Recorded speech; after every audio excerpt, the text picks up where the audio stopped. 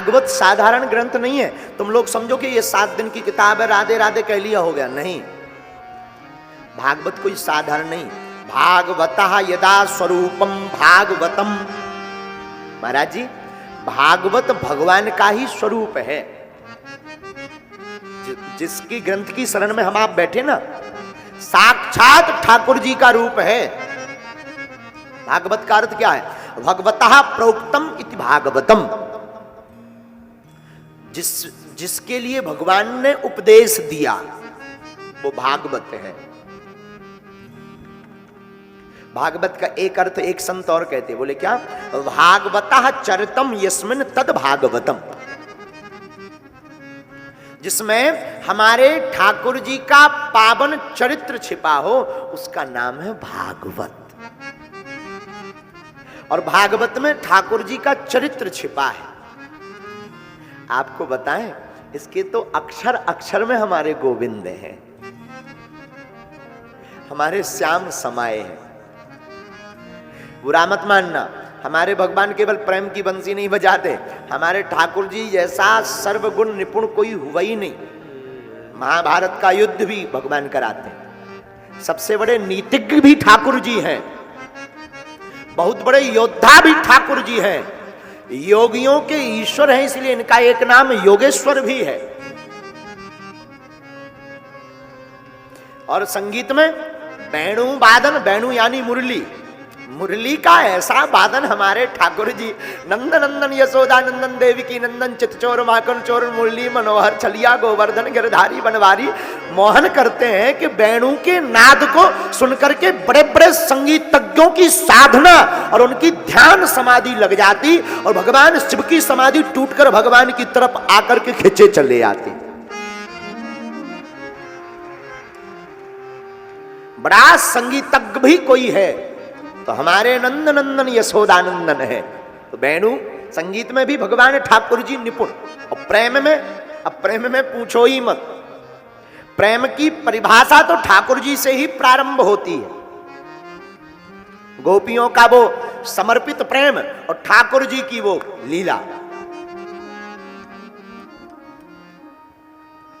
कहीं भगवान योगेश्वर बनते हैं तो कहीं रासेश्वर बनते हैं, कहीं भगवान ब्रजेश्वर बनते हैं तो कहीं हमारे ठाकुर जी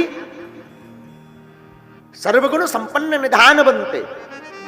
और भागवत भगवान में, बोले भागवत की महिमा क्यों? बोले ठाकुर जी के स्वरूप भागवत में है। और केवल भागवत में ठाकुर जी का वर्णन नहीं, भागवतो श्री राधा कृष्णयो यदम स्वरूपम भागवतम। आहा, क्या अद्भुत वर्णन है, जिसमें श्री राधा कृष्ण के पावन चरित्र का वर्णन है वो भागवत। फिर आप कहोगे महाराज जी भागवत में तो कहीं राधा का अर्थ है ही, राधा का कहीं उल्लेख है ही नहीं, आप राधा नाम की महिमा गा रहे हो। बिल्कुल, भागवत में राधा नाम की भी महिमा है। देखो, राधा और कृष्ण वस्तुतः दोनों अलग अलग नहीं, एक ही है। राधस्य हृदयम कृष्ण, कृष्णस्य हृदयम राधा। राधा रानी जू के हृदय में भगवान कृष्ण विराजमान, कृष्ण के हृदय में श्री राधा रानी जू स्वामिनी जू ब्रजेश्वरी मां हमारी वृषभानु दुलारी जू विराजमान। बहुत से लोग प्रश्न करते हैं, महाराज अगर ठाकुर जी राधा जी को प्रेम करते थे तो फिर विवाह ठाकुर जी ने राधा को क्यों नहीं किया? यहां तो भगवान ने नीति का भी खंडन कर दिया, प्रेम का भी अनादर कर दिया, प्रेम को भी दूर कर दिया। अरे मूर्ख चंदा, सावधान। भगवान श्री राधा रानी जू से बहुत प्रेम करते, अगर प्रेम करते तो फिर आप कहोगे विवाह क्यों नहीं किया? भैया विवाह दो लोगों में होता है। अब पहले के जमाने में तो स्त्री पुरुष में होता था, अब आज का जमाना थोड़ा बदल गया, अब तो पुरुष ही पुरुष विवाह कर रहे हैं। हाँ, भारत में भी नियम लागू हो गया, बाहरे देश और बाहरे लोगों, अब तो लुगाई लुगाई भी आपस में ब्याह कर लेती।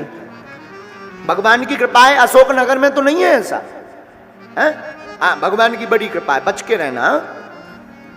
बड़े बड़े शहरों में शुरू हो गया, अब उसको कुछ अंग्रेजी में नाम भी दे दिया है? क्या कोई पढ़ा लिखा हो तो बताओ, हमारी अंग्रेजी स्कूल के पाछे वाली है, उसको कुछ अंग्रेजी में नाम भी दे दिया। तो लोग कहते हैं महाराज भगवान हमारे आपके कृष्ण भगवान ने प्रेम का अनादर किया। अरे ठटरी के बरे, पहले पढ़ो जरा, प्यारे प्यार से पढ़ो तो समझो तो, सत्संग तो सुनो। विवाह दो लोगों में होता है और वस्तुतः और यथार्थतः ठाकुर जी में और श्री राधा रानी जी में अंतर नहीं, दोनों एक ही हैं। जब दोनों एक हैं तो विवाह कहां से हो गए?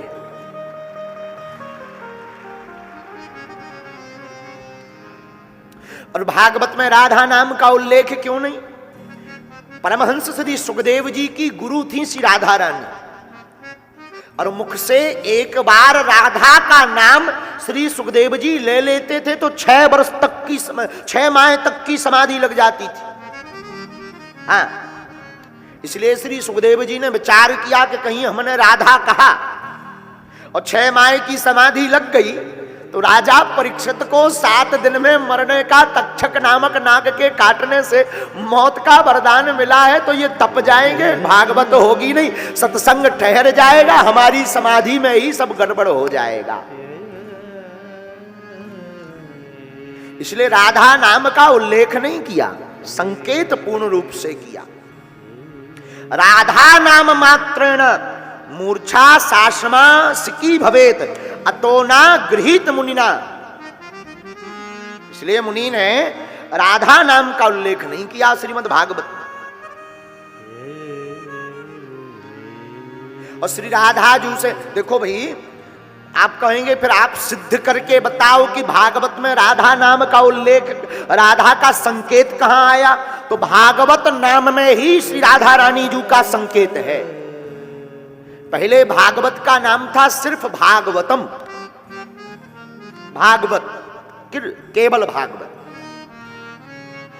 जब श्री व्यास जी ने भागवत का निर्माण किया और भगवान श्री विष्णु श्री हरि के पास जाकर कहा, सरकार आपकी कथा का हमने निर्माण किया, आप इस पर कृपा कीजिए, तो भगवान विष्णु ने मां लक्ष्मी जी की तरफ देख करके कहा कि देवी जी जरा आप भी इस पर अपने हस्ताक्षर कर दीजिए। तो श्री लक्ष्मी जी मुस्कुराकर बोली, सरकार आपका ग्रंथ, आपकी महिमा, हमारा तो इसमें बैनर में नाम ही नहीं है, हम क्यों करें? भगवान बोले मतलब? बोले इसमें हमारा नाम कहीं हो तब हम इस पर हस्ताक्षर करें। अरे बोले अंदर संकेत रूप में तो आपका नाम है। तो श्री लक्ष्मी जी कहती हैं, सरकार संकेत रूप में है पर मेन बैनर पर, मेन फ्रंट पर नहीं है, सामने हो तब बात बने। तब भगवान विष्णु ने वेदव्यास जी को कहा कि नाम में जरा सा इधर उधर करो। बोले जो आपकी आज्ञा।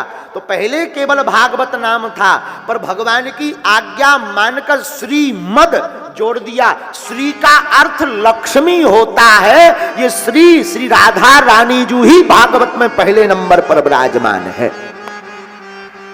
श्रीमद् भागवतम पुराण तिलकम यद वैष्णवानां धनम। श्रीमद् भागवतम पुराण तिलकम यद वैष्णवानां धनम। यस्मिन् पारमहंस मेव ममलम ज्ञानम परम गीयते। तो ये प्रारंभ में ही श्री कहा है।